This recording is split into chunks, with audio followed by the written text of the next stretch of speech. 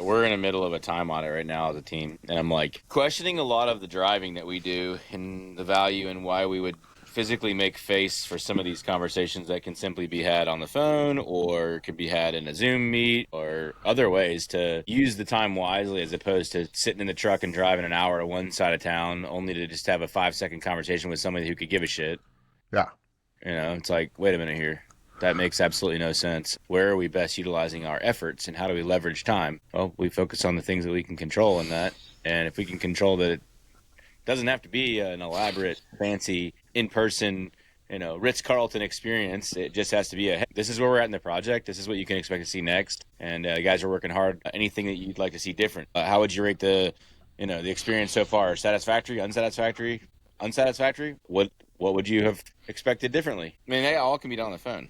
It's like, I'm starting to realize, like, we make too much of this because we care too much sometimes. I'd agree. I think that it's, the only things that happen is what you allow. Like for me, like going out here this morning, I have a walk, that's probably an hour from there east. So I was like, well, I'm already going to be driving an hour and a half. Might as well go there and then here and then over there. And then back, to the valley. But no, I don't disagree. I think, though, with like paying clients, there's something to be said about face-to-face interactions. You know?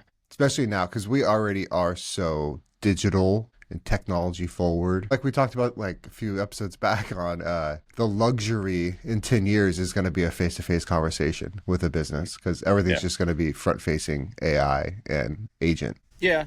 I mean, I definitely agree. That's what differentiates you and sets you apart on the front end. But if you establish it well, I think if you would address it as though, hey, look, we're extremely busy just like you are in coordinating not only your schedule, but the schedule of 5 other clients that we're going to be working with in the process. Yeah. To be able to give you daily updates, is it something you require in person to do so? And if not, perfect. If it does, that's the tough part is like everyone wants an update, but it's like they don't want you to come to their house until 5 o'clock to give them the update or talk to them because they're working.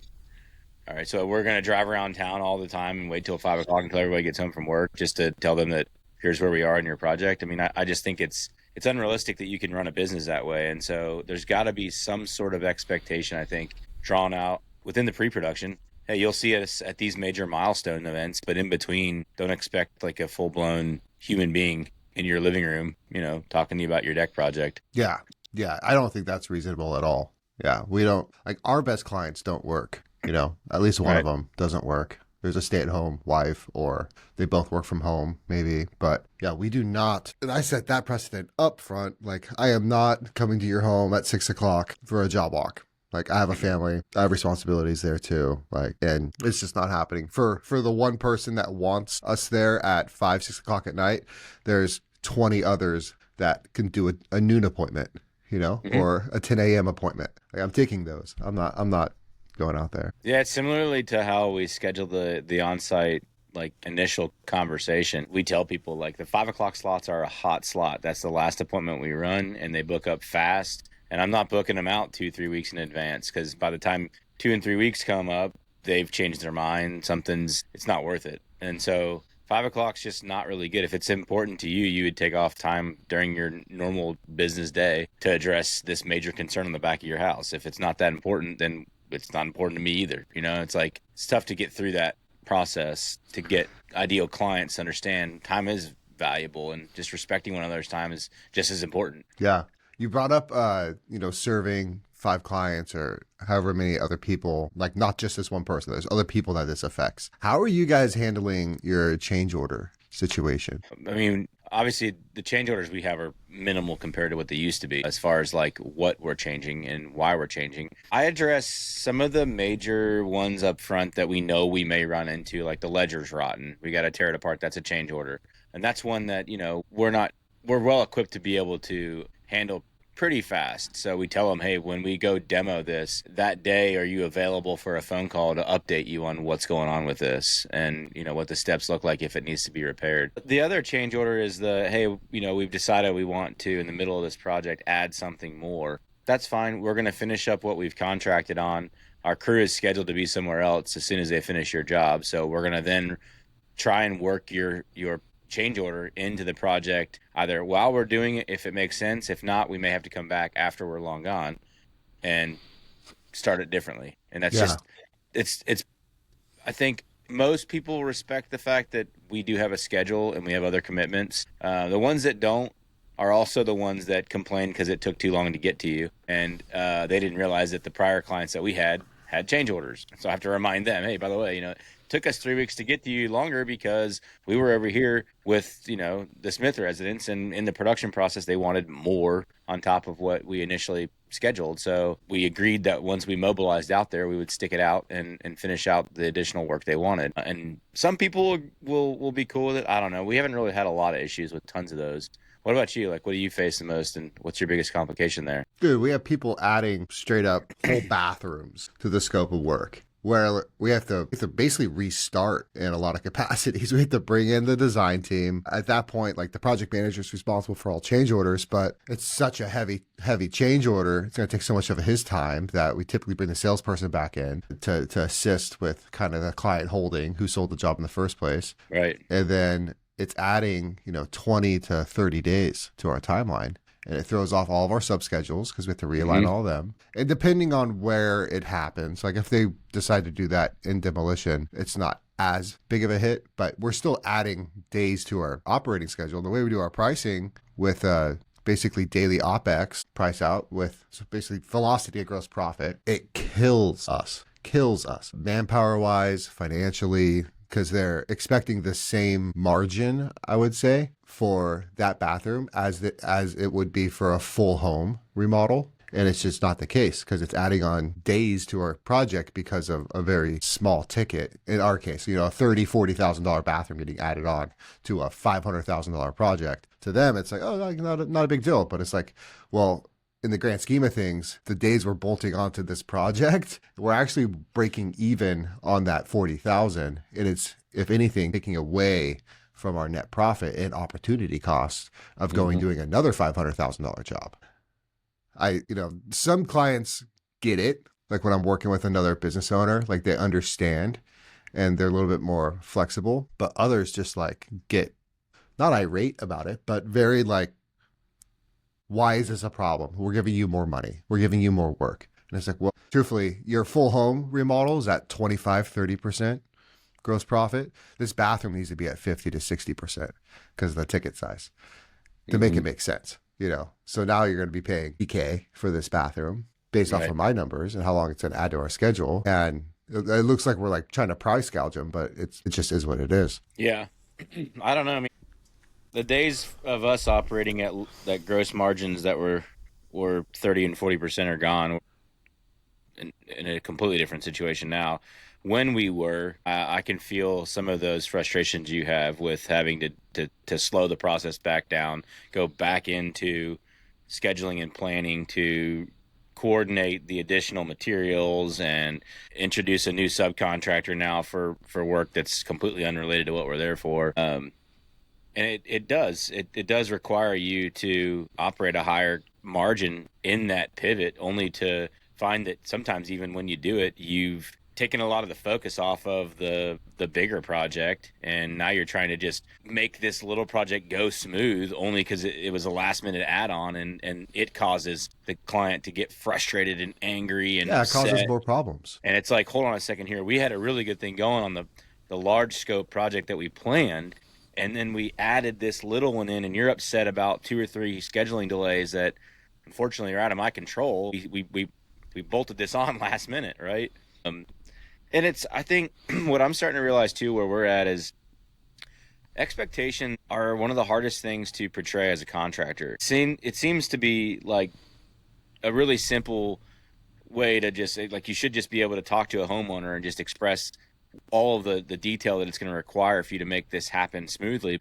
The reality is, like, they don't know what we know. They don't see things the way we see things. They don't, they're expecting that, not necessarily HGTV experience, but they're expecting that even though they don't know what they're talking about, enough to make the whole thing look like a production movie theater. And the reality is it doesn't work that way. It's got a lot of kinks in it, and there's going to be problems. And the better way to describe it is, look, you're going to be pissed at me like upset, angry before you really even want to be. But we have to have a working relationship. There's going to be things you see on this job site that you're going to question constantly because it's not going to make sense. In fact, sometimes it's stuff that we haven't even caught yet. You may have caught it before we have, and it's okay. And that's part of this whole process. It's a living, building experience with one another. And I don't know, there's psychology in all of it. I'm like geeking out right now on trying to identify a variety of different ways to approach clients and just dissolve some of these early onset expectations that it's going to go perfect.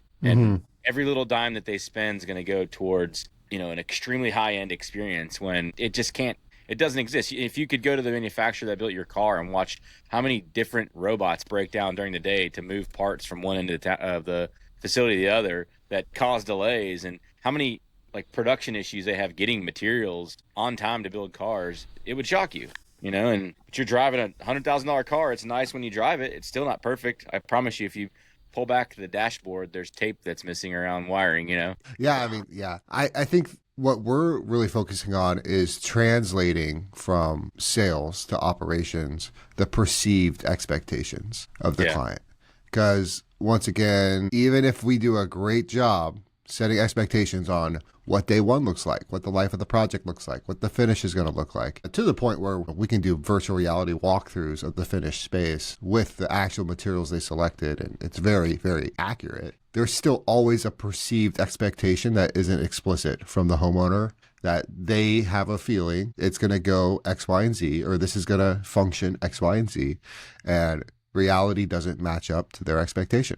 And we're trying to get ahead of that and translate it. But it's also a unique lift in sales because we need to be honest and transparent and set proper expectations, but we also can't scare away a client, right? Like we can't, there's a few times where we're tearing off a person's roof and adding a second story. And obviously there's mechanical involved, there's electrical, there's plumbing, we're rerouting gas lines, we're doing all this stuff. And they're like, so how is this going to impact, our day to day if we decide to live in the home? It's like, well, you ever lived in a third world country? You're not going to have power. You're not going to have heating or cooling. You're not going to have gas to your range. You're not going to have water for a day or so. Like, it's going to not be fun. Straight up. Like, we're tearing your roof off your house. Like your expectation should be like, I'm sleeping in a sleeping bag in the dirt tonight, because that's the equivalent of what's going to happen. And there's no promise that once we get everything torn off and we start rerouting, we're going to be able to reconnect everything that same day, because we're going to run into a problem. Whether that is a blown fitting on your existing water line and we have to go and get something to fix it and we have to cap it for the night, or just, name the problem. It could happen. We don't know till we know. And those types of things, it's tough to give the client a realistic doom and gloom with the upside of pain is pleasure type of thing. We're going to get to the finish line. You're going to love it. But getting there, most times there's some bumps in the road. It's not going to be as easy as HGTV or, building a home from scratch and you're not living in it. That's a little bit less pain. But when you're directly living in the pain or the timeline or financially, especially the clients which I still don't understand why people do this, they'll spend their last dollar on $100,000 kitchen. And I've seen it many times to where we get down to the final payment and they're like, we're going to have to push a little bit on, can we pay you in 2 weeks? And it's like, how did you sign a contract for $1,000 kitchen when you didn't have $100,000? Yeah. That's just, how did this even come into your mind? Which honestly, it's very terrifying in the moment, as the contractor, because you're like, man, am I about to get stiffed right now and go through the lien process and all the civil stuff that goes with that? But it's also it breeds a little bit of confidence, because consumerism is going to keep us alive for the near foreseeable future. Even though consumer sentiment's down right now, overall market, people still want what they want and they want it right now. Yep. And that's not going to change. And I think we see that still in our leads. I feel like our leads right now are actually more serious because we are a little bit in an economic downturn. They just want what they want, and they want it right now. It's almost like, shame eating. They just want to shove their face with mashed potatoes and gravy, and they just want what they want, man. I love it in a way for business. I don't think it's healthy, but yeah, I mean, I like that, the majority of people that we're seeing in this day and age are a little more prepared, although the economic status that we're in is producing less leads. You're right. I think the leads that we do get are I guess established in a way financially to be able to understand sometimes things aren't just going to be a $3,000 fix. And that's one of the things that I think the in-home service companies should better try and establish is a consumer credit center in-house. Be able to offer somebody the bank if you have to, and because a lot of times, like you're saying, people kind of, they have the funds, but when you show them, even when they have the funds, when you show them they can use a consumer credit center to be able to operate off the first 90 days or the first 6 months of having this new kitchen or bathroom and not have to fork out off their savings, it feels a little better, right? I mean, I started asking people how many hotel points they have. A long time ago, I remember tearing a bathroom apart, and the guy was like, "What do you mean you need my bedroom?" I'm like, "Well, your bedroom's attached to your bathroom. We're tearing all the sheetrock off of that bathroom. You're gonna have dust throughout your bedroom, and the closet on the other side of the bathroom is mine too." And he's like, "So what are you saying? I need to go to a hotel?" I'm like, "Probably not a bad idea. I wouldn't want to be around for all this mess, And it's like at that point, having the consumer having a loan that could afford to one do the project and not be there while it's happening made it that much more pleasant for him. The days that we were demoing, he was gone. He moved back in about halfway through the finish, but it was just like that to me alleviated a lot of stress for everyone. I'd agree. Yeah. There's some projects where it's non-negotiable, especially where we're shutting down utilities or some major home additions, major interior remodels. If we're just doing a kitchen or just doing one bathroom, typically it's not a huge deal. Right. They can live through it. But the full home stuff, it's sometimes we just tell them like there's no quality of life is not going to be high. Like it's going to be very, very, very low. You're going to hate your life. You're going to want to move out. And they should account that. Well, one, the sales team should be getting that, which, going back to change orders, really trying to tighten them up front. And once again, internally set operations up for the expectation that, because we typically write 7 proposals on average for our full home remodels of different options, different bolt-ons, different price points, scopes of work to get where they want to be. Because every single time, it never fails. The client will say, "I don't have a budget. I want what I want," right? And we're like, okay, well, everyone has a budget. Like we're doing one over here for 1.8 million. We're doing one over here for 100,000. Tell me where your budget is between that range, right? And they still like, let's just design what we want. Let's see what the price point is. Like, okay, comes back 800,000, $900,000 remodel, and they're like, well, we found our budget. Can we be more towards like 6? And it's like, okay, so start filtering down to 6, but it never fails. As soon as we start construction, they start bolting on the things that we took out, and we start creeping up back up to that $900,000 price tag. And so internally we're trying to set ops up with like, okay, here's everything we took out of the proposal to get it to move forward, to meet budget. Most likely they're going to add this, and this back. Here's all of the vendor quotes. Here's the subcontractor quote, whatever, labor hours, all of this stuff you're going to need to write this change order because it's most likely going to happen.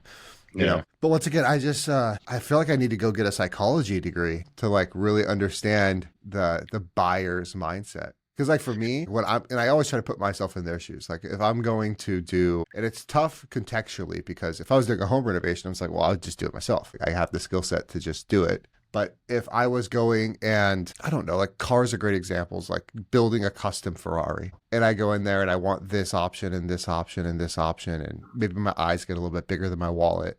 Well, why? Like, how did I get there? Right. And how do I keep them kind of corralled into this arena of reality that, you don't have $1 million, and that's totally okay. Not much of the population has $1 million of free cash flow to just put towards their home renovation. Very small percent of the population. So how do we do this consistently to where like we meet your expectations, we meet the end goal, but we meet your budget as well? And then how do we kind of delineate that to like, you're just not our client at what point? Because we're getting to a spot, and I'm sure you can relate to this too with decks. Maybe not, because you guys probably do service and repair and stuff, and there's probably some subscription stuff you can bolt on to your service. But for us, like, at what point is a client just not our client? Not all money's good money. And it's really tough for our salespeople to be like, well, they have $100,000. Like, we can do something for $100,000. And $100,000 is $100,000. But is it worth it? Because we're fighting with the client the whole time. We're trying to, Yeah. I mean, you get it. I'm sure all the other contractors listening have been in that same spot where it's like, well, the client has 50 grand, but the scope of work's 150. How do we find common ground here? Whether that's off like through financing or sales training or whatever it may be to get there. But I would that's the say biggest for lift. us, most people, and I know you probably have a pretty stern change order policy. We added a lot more friction into the change order, and on the sales process, added in some more fear into that because our goal would be to have zero change orders. They're not very profitable for us to do the way we were doing them. So the goal was to establish a very scope of work, and we would go back and forth on getting that dialed in, and then there's a lot of friction in the change order. So, for instance, our change order policy, just to say the word change order, once we move from the time frame we mobilize out and start on the project into actually tearing the deck off the house, at that point forward, if you say the word change order, it's $500. And then we're going to stop. Everyone's leaving. We're moving everything back to the production schedule. Whatever it is that they're hoping to see, we're going to draw up and present to them, and we're giving them a time frame when they need to commit back to us on that change order. Otherwise, we're going to divert back to the other production schedule and go back to work. So it forces them to make decisions. Well, if you've ever been in a situation where you've tried to make a decision on spending more money, sometimes you like your own time. And unfortunately, it costs money for us to be able to stand around and wait for you to make that decision. So we're forcing you to make the decision within 24 hours. If not, no big deal. And you don't want us out there to continue on, you can pay us every day to do a dry run and just stand around. But it's clearly identified as to what that cost is associated in the change order. So when people see that, it's so much friction that they go, well, we better get this perfect on the front end. And it basically now, in the dynamic of the two decision makers, or however many there are, they're now saying, well, we got to get this right. We got to get this very clear, because I don't want to spend more money on just changes if it's something we can prevent on the front end. So is there a way to see this in actuality? Is there a way to play this out and go two steps further into this to see what may be something we want to add to it or change to it? And that's where it really comes down to the trust in the relationship. If you trust the person doing the work and you trust their prior clients and the reviews that they've gotten, ideally you should be willing to trust the fact that they have the right solutions or change orders that would be presented. How are you going to use this space? That kind of stuff. But if you don't trust them, then you're basically just managing your own project, just hired somebody to do all the work for you. And it's no longer a real partnership. It is a manipulation. And it's a master and slave. And that sort of, no matter how many $100,000 projects they have, at that point, I don't care what kind of sales guy you are, you didn't sell shit. You were an order taker. And if you were better at your job, you would build the trust first and lean into the client and let them know, hey, look, you're probably going to at some point in time question whether this is going to function the way you want it to. But you got to trust me. We do a lot of these projects, and there's enough space right now for the grill to stay right where it's at and you to have egress in and around it, and the table and chair for 6 people like you requested. We'll have plenty of space for that. Now, if randomly you guys start getting crazy on the internet after I've signed the contract with you and you start looking at sectional couches for 10 people in a fire pit, we got a problem because your square footage is not going to fit that. You can't go in your living room and add 7 other chairs, to play musical chairs without having to take from the dining room, So it's but it is, I think it's all on the front end. It's psychology. It's digging deeper into what people want and desire. And that's where I've plugged into a bunch of different groups and things right now just to add more of an edge to those types of conversations, give them maybe more to think about. Of course, AI does a really good job right now of helping people answer most commonly asked questions that they didn't even think they had, to help them really seek the purpose of why they would even add a deck, or why gas over electric. Why? Well, it is education. And I think too that a lot of us, we just want to close the job, it's speed. I think operating from a place of abundancy is super important. Not having that scarcity mindset that I need to sign this job. There's sometimes, especially the more mom and pop guys that are running one job at a time, if they don't have a job after the one they're directly working on with bags on, they're screwed, you know? And that's a very scary place to be, because I remember that. You lose all your leverage. It's terrifying. But when you could get to a place of abundancy and be able to sell with confidence and be able to have the leverage that a contractor should have, which is timeline, budget, the finances, Yeah. operationally have leverage. Until you can get to that point, you're kind of your client's bitch, really. Yeah. At that Yeah. point, Pretty I much. mean, you're a bitch with a hammer. Yeah. I mean, I agree. I've talked to a few contractors locally who, are interested in kind of leveling up and have a lot of questions. And I mean, some of them don't have a pot to piss in, and not to their fault. The reason they're starting their business is because they don't want to work for somebody else. They've done that. Yeah. Well, sometimes that doesn't mean that that's time to start a business. Sometimes you need to be more stable on your foundation before you can leverage your time and money to start a business. And that's probably one of the hardest things to tell a guy who's got a lot of drive and will work himself to death just to try and outwork anybody else and try and create a business. And it does take money to build a business. I don't care who you talk to. You got to have some stable grounds to sit on to be able to leverage your time, unless you've got some crazy AI model and AI system that does it for you. That's what's brutal. Once again, I'm going to go back to hating on California because I actually had a call with the licensing board the past 2 weeks, talking through like really how money exchanged hands, especially on high ticket stuff. Because the way they do it, it's the handyman can't do anything over $500, labor material. Contractors, even if it's $1 million project, can't take more than $1,000 deposit, and they have to front all of the material costs before they can invoice. So it's like you don't get into any gross profit or operating costs until halfway through the project. And so you're literally check to check on these huge jobs, and like to the point where like I had to break down an invoice schedule, and we fronted like $40,000-$50,000 out of pocket and invoiced the client right away. Like it left our account, invoiced the client, and it's coming down to like, were materials delivered or not, like on site? And it's like, I don't care. I paid money for something that isn't mine, right? Like I basically played the piggy bank for my client for 40, 50 grand. And like now I'm at the mercy of UPS delivering it before I can get my money back. Like how the fuck does that make sense? That doesn't make sense at all. It makes no sense at all. And then what about my $1,600 a day of burn rate, right? The salaries of the person who placed the order, the salary of the project manager that's on site right now staging the driveway for delivery when it does come, all of those things. Like it makes it very tough to, I don't know. Just in general, I feel there needs to be different tiers because there's levels to this, right? Like there is the chuck in a truck who is out there to screw over homeowners, right? Like those people those people are real. Like they take your deposit and you never see them again, right? Yep. But then there's also the outfits that are more like us that have a reputation. We're very loud online. Like we have a lot of skin in the game.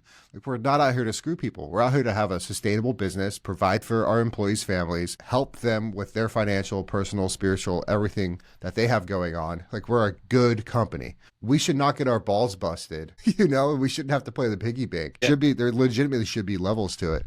Because they're treating everyone. And also in a free market, there should be buyer beware. Like the consumer should be responsible for educating themselves. And if a consumer goes and hires the cheaper guy and he takes your deposit and leaves, well, that was stupid to hire that guy. You did not do your due diligence, obviously. Well, he said he was a contractor. Well, it's like buying drugs off the dark web, Yeah. You know what I mean? Like, you don't know what you're getting. It's just going to show up at your house in a box. Like, same thing, Like, there's never been a client we financially have screwed over because, like, one, terrible for business, especially in this day and age. Like, anything you do is under a microscope digitally. It's just we're starting off in the dugout, man, financially on every job. Like, if you don't have, it's almost impossible to start without raising capital. And no one's investing in construction companies. Yeah. For obvious reasons.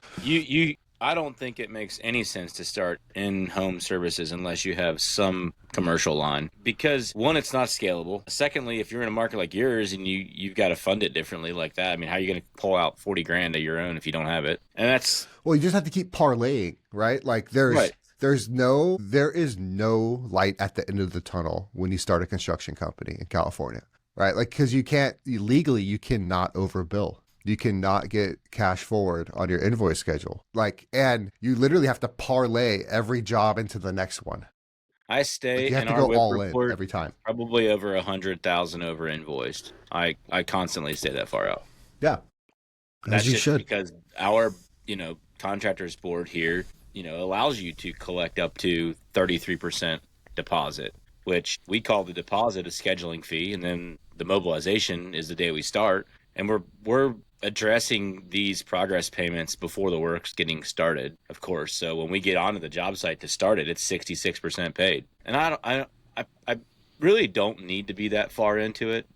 But what I think it's also eliminated are some of the clients who, again, want you to go put your monkey suit on and jump. It does have a different real relationship feel to it when they realize that now I have skin in the game and you have skin in the game and we're ready to rock and roll. And I can say when we were doing interior work and I didn't have progress schedules laid out as good, and if anything, they weren't before the work was being completed, I was struggling. One, with cash flow, but secondly, with just making sure that we had a timeline that was going to be able to proceed and expect forecasted income. Yeah. I had no idea where it was coming. Well, dude, like get this. Right now, I am almost $250,000 cash in deposits for cabinets that I've received maybe $100,000 in return for. So like I'm out 150 grand right now waiting on cabinets and I can't invoice. Like that's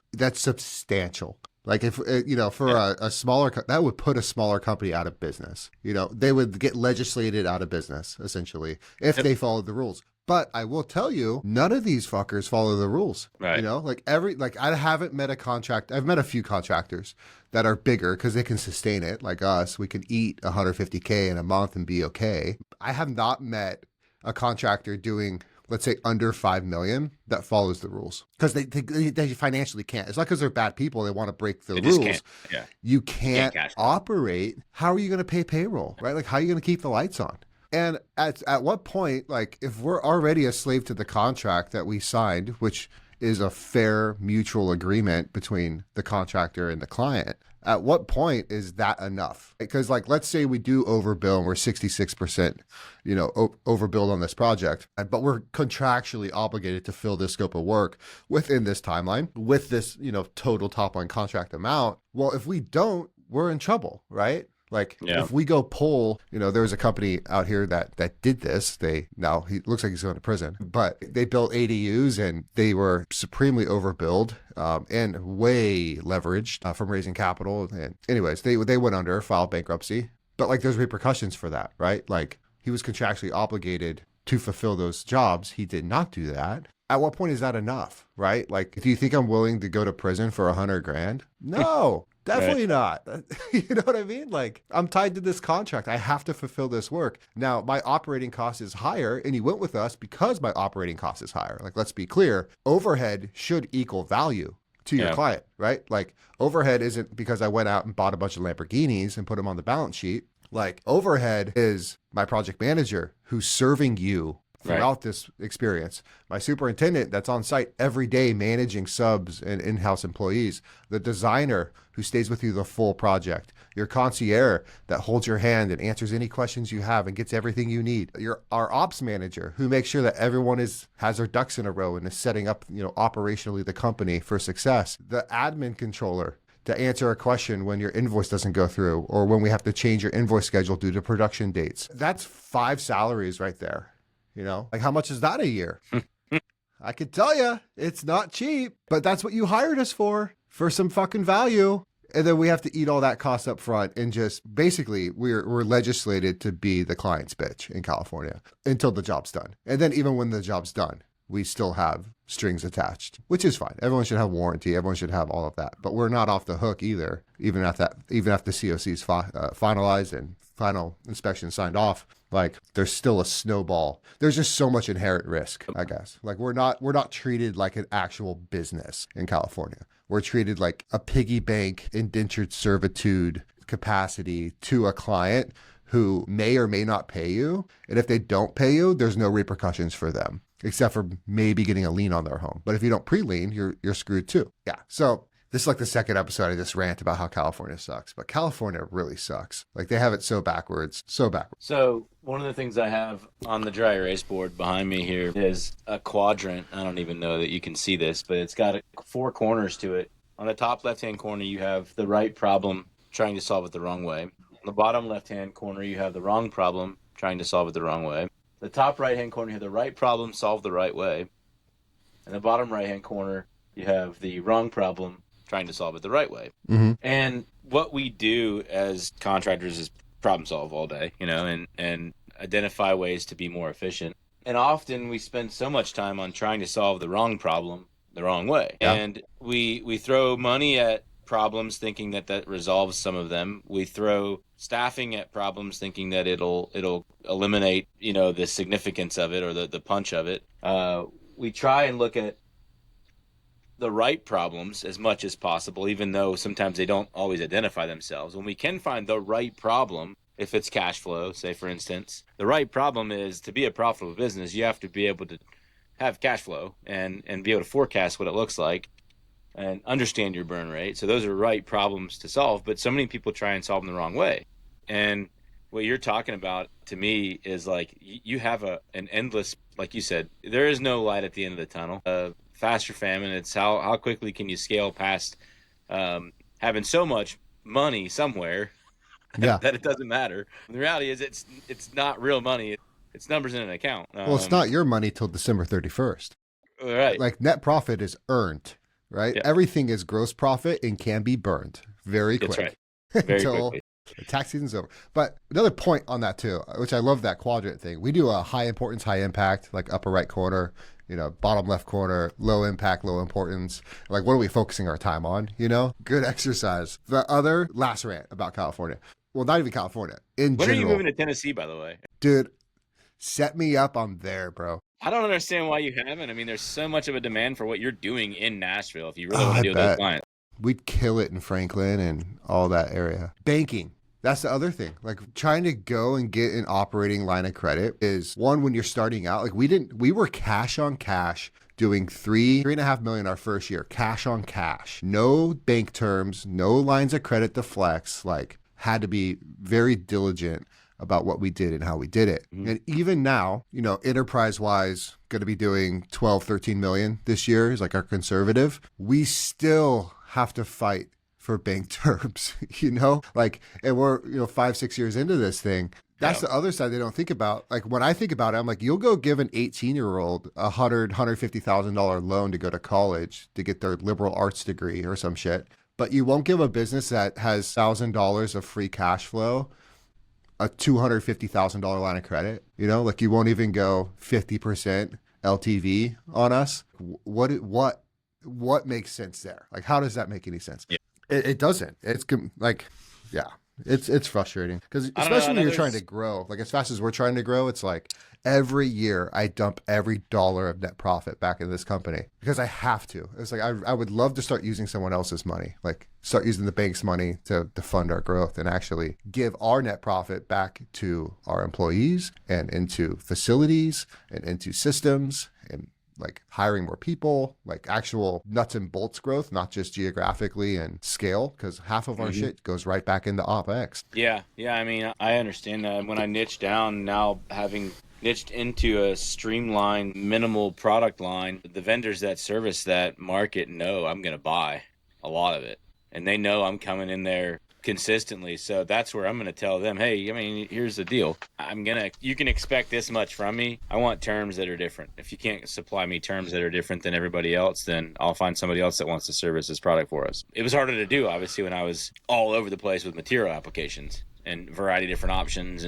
But when you niche down, it does help. And I don't know. I mean, it also simply put, it was easier to explain to a banker that was willing to draw a larger line. Yeah.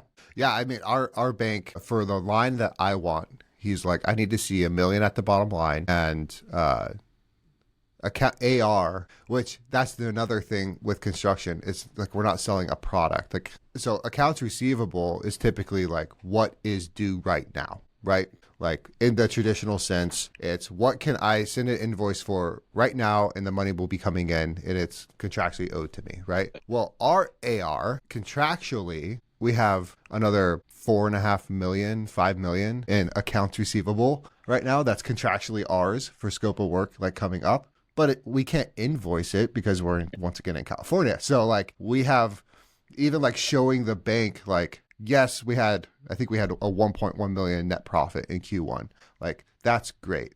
Now, Q2 is trending the same direction. Here's my forecast of AR that's contractually coming in on that little trend calculator, right? And then here's what it looks like in QuickBooks and Builder Trend and all this stuff. But you haven't got that money. So things can still happen, right? Like that contract can still fall through. And I'm like, well, technically, I guess it hasn't happened yet. But like, if I a million of AR in the next quarter, that's a black swan event, like I'm not going to be the only business that goes down, if that's what actually happens, So even like just negotiating with a bank, it's not like it's just so cyclical. And until it's in the bank, it's not real. Yeah, I don't know. Partnerships, relationships, partnerships. I mean, that's the good thing I've noticed too with having relationships is the bank that we do a lot of our work with is quick to offer things that I wouldn't even need or question because they see where we're going and they want to be a part of it. Yeah.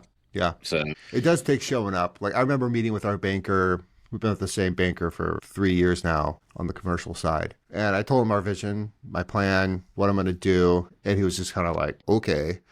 And like when he asked for $1 million in the bottom line, I was like, I could do that in Q1. And he was like, okay. And then I did it. And he's like, oh shit. Okay. Like, all right, you actually did that. And I said, yeah, I did. Well, give me what I want, right? That's what you said you needed. Here's the $1 million.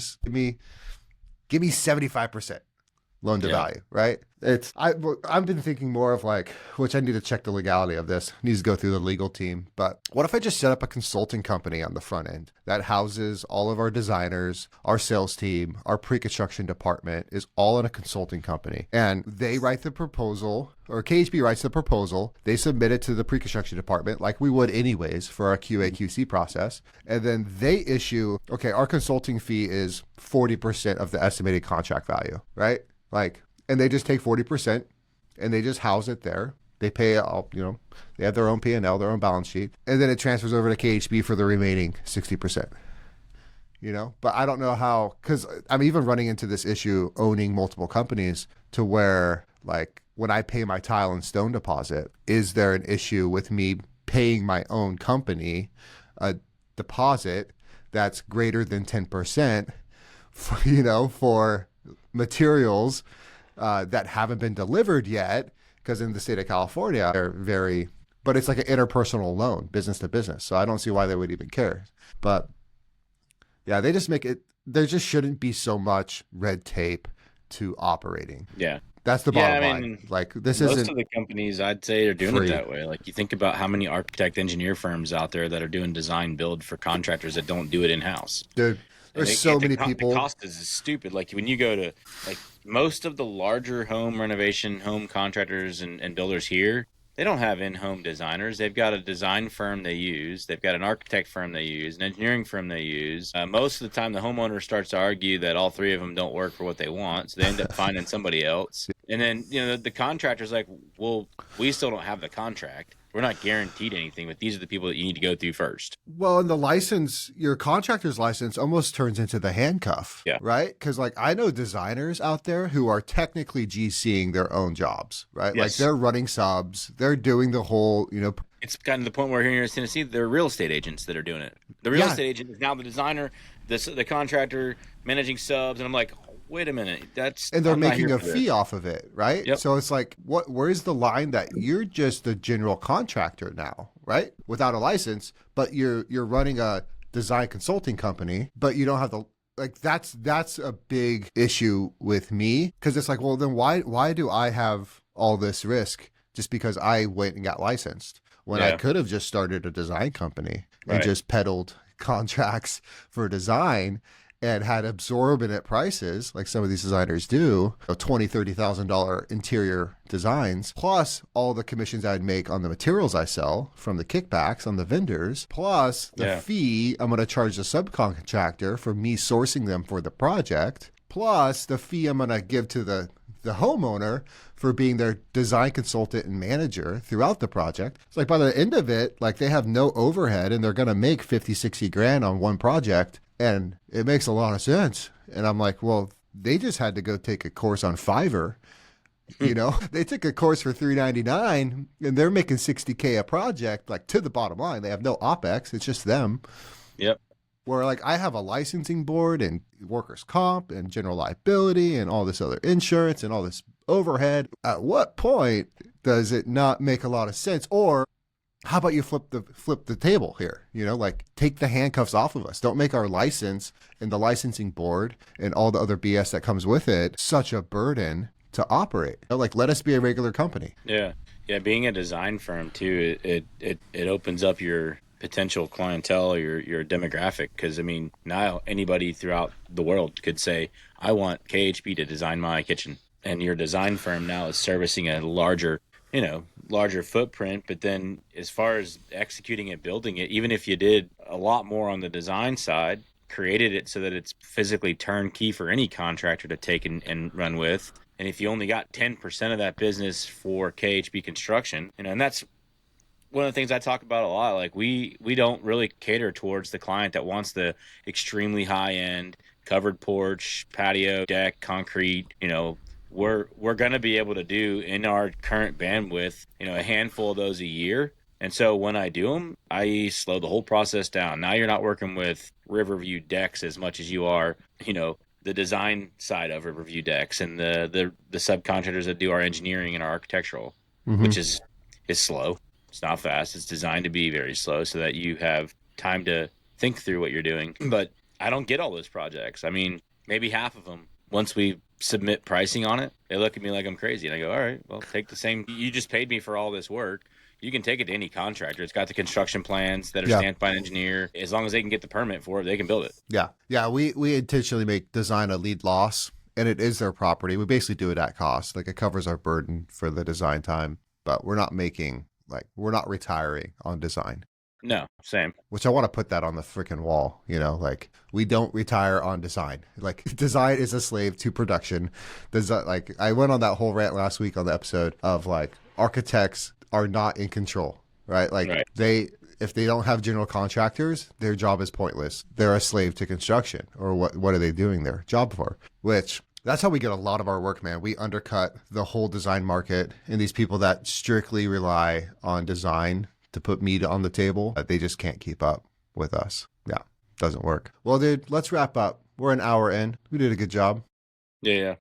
We did our part. I mean, people need to know. Oh, yeah. I mean, these are real things. Especially, it was kind of funny. I had a few contractors that reached out to me who listened to the pod and resonated with some stuff we talk about. And I was like, dude, like, you guys get the California struggle, man. Like, don't be surprised when I open up in Scottsdale or Vegas and I'm out of here, because this is brutal over here. Honestly, I almost am going to put an ad out for general counsel and just hire an attorney on staff to just digest and dissect the whole licensing laws in California. One, to bulletproof ourselves, but two, to like fight back. Like if we because we've had a few people and actually, what I believe to be some competitors like try to turn us in on silly stuff, to the CSLB. And I just want to be able to fight, and I don't have the bandwidth and I don't want to spend the money for hiring an outsourced firm to take care of all this stuff. I might just hire an in-house attorney and just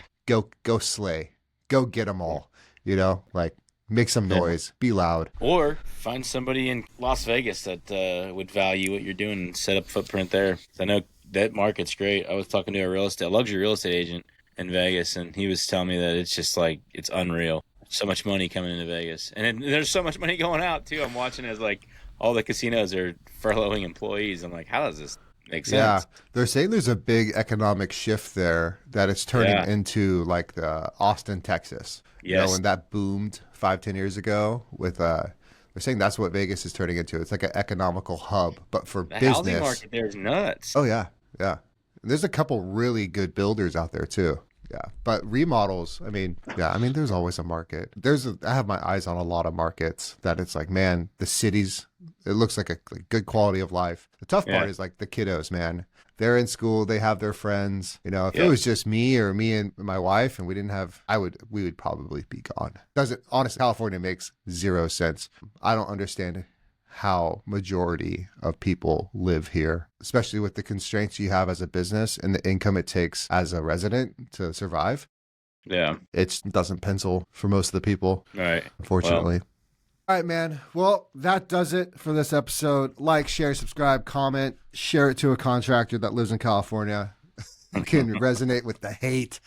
Good talking to you, dude. And Yes, I will always. see you on Tuesday. Sounds good. See you, buddy. All right, bye.